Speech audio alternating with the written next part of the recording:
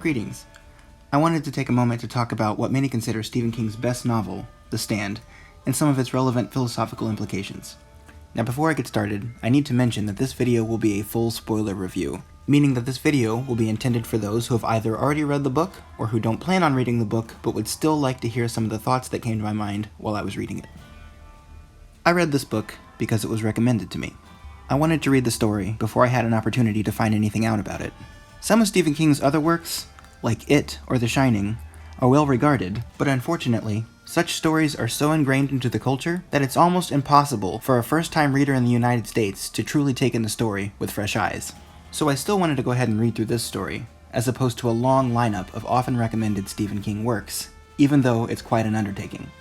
Oh yes, this is Stephen King's longest single novel. There exists one version of the story, which was the cut-down version for the original publication, and a subsequent version, which was the later, uncut version.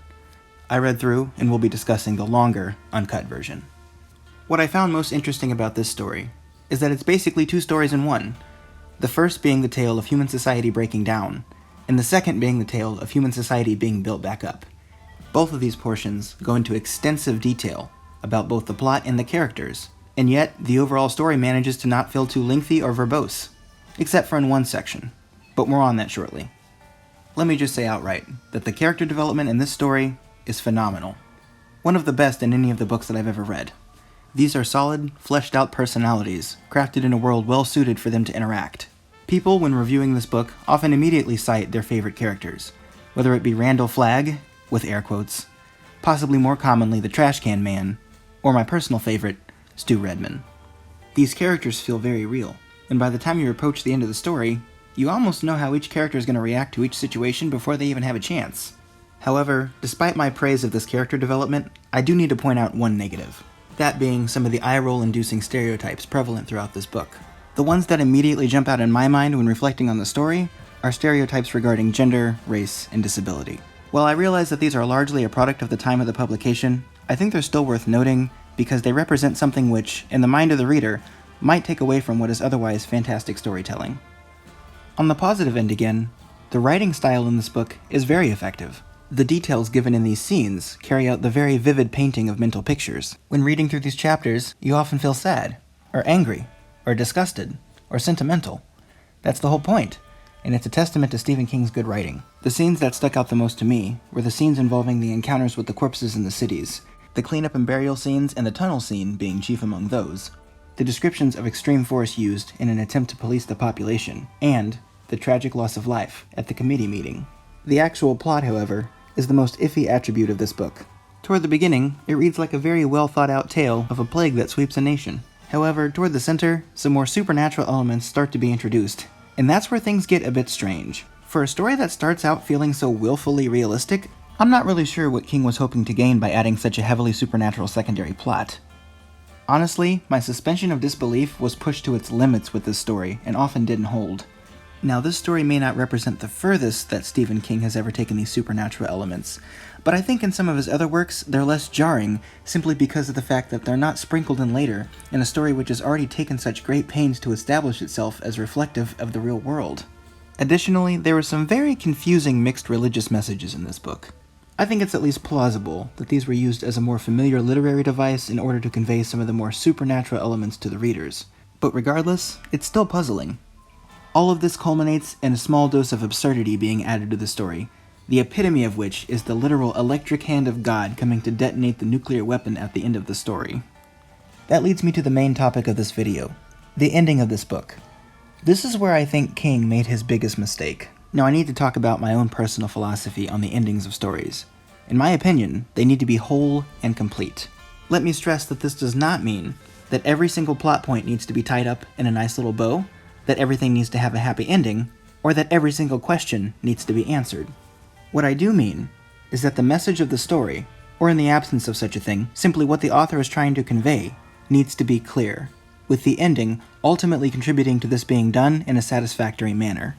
In my opinion, the story's second and final epilogue, if you will, does a huge disservice to the message conveyed in the preceding epilogue.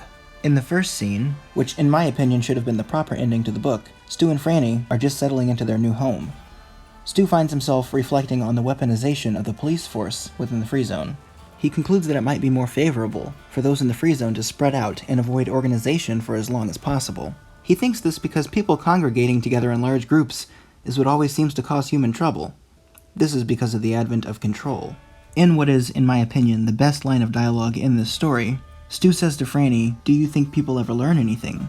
To which she simply replies, "I don't know." In my opinion, this question and answer, with its absurdly simple wording, has such a profound impact after reading this story. It encapsulates everything that the book was about. Now to me, I had already realized early in the book that this story had parallels to the real world. Violence, police brutality, government censorship, and opportunistic pursuits which disregard human life are just a few examples. But I think that it's when I got to that line of dialogue that it all clicked for me, with more force than Randall Flagg's boot heels on an abandoned road. This is the moment when I said to myself, holy crap, this is not just a good fictional horror story told using events that could happen in the real world. This is in fact a warning about events that could happen in the real world, with a fictional horror story being used as a calculated social commentary. Yes, Mother Abigail and Randall Flagg and other parts of the story are fictional, but the question of whether humanity will learn before it's too late, in the mind of the reader, will still stand, if you'll excuse the phrasing. To me, Franny's answer to Stu's question, "I don't know," is a perfect metaphor for the choice left before the reader and, by extension, humanity. Will we as humanity alter our course, or will we keep going on this path until it's too late to turn back? No one knows, and that's why this question is still so vital. So now you understand why I thought that was the perfect ending to the story. But then, the second epilogue. Never has the phrase, "quit while you're ahead," been more relevant than it is in this case. I suppose as a means to drive home the point that humanity doesn't learn from its mistakes, we're given one additional scene with the Dark Man at the end of this book.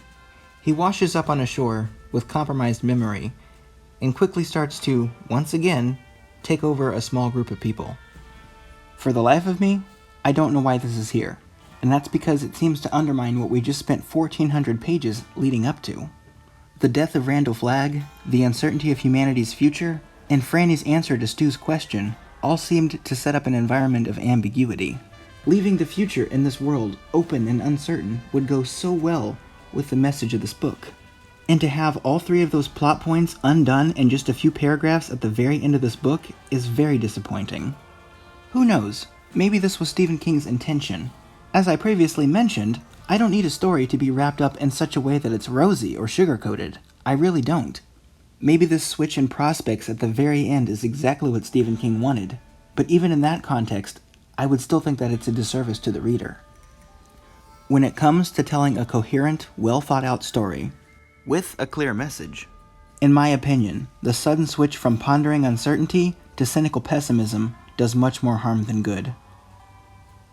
To conclude, I finished this book about a week ago, and I've been spending that time trying to figure out whether I actually like it. Having taken some more time to really think about it and take it in, I think that I do. I think it's a well-written book, with very descriptive language, some kick-ass character development, and a mostly compelling story. Unfortunately, the great writing is dampened a little by some incongruous absurdity in the book. It's dampened significantly later on by an ending which, in my opinion, undermines what should have been the message of the book. That's all I've got for you about this story. Let me know if there's another story that you would like to hear my take on. In the meantime, thank you for watching, and have a wonderful day.